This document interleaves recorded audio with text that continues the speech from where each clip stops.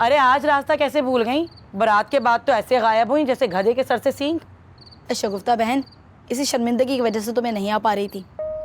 जिनको शर्मिंदा होना चाहिए वो ढीठ बने खड़े हैं, और तुम देखो तुम शर्मिंदा हो रही हो। तुम्हें शर्मिंदा होने की क्या जरूरत है भाई?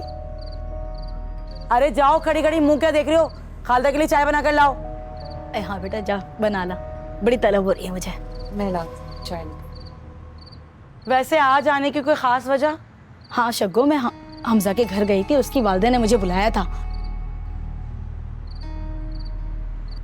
बारात वाले दिन के बाद तो उन्होंने हमारी कोई खबर ही नहीं ली। अरे शग्गो बहन, इसी बारे में तो बात करने के लिए बुलाया था उन्होंने मुझे। फिर क्या बोली? अरे बहन, उनके तो घर पे जैसे कयामत टूट गई। कयामत टूट गई? भाई अचानक से कैसे? हम तो समझते सिर्फ एक्सीडेंट हुआ है। अरे उसी दिन एक्सीडेंट की वजह से हमजा बेचारा माजूर हो गया। माजूर? मुझे तो हमजा की हालत देख करके बहुत ही अफसोस हो रहा है।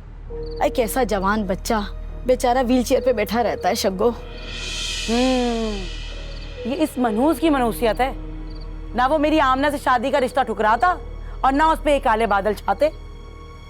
अरे नहीं शग्गो, इसमें इस बेचारी का क्या कसूर, जो किस्मत में लिखा था।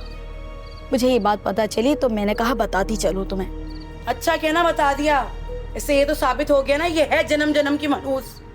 इसकी वजह से सारी जिंदगी अजाब में डल गई है। जो इससे रिश्ता जोड़ेगा ना वो जिंदगी भर पछताएगा। हमें देखो ना, मनहूस कहीं।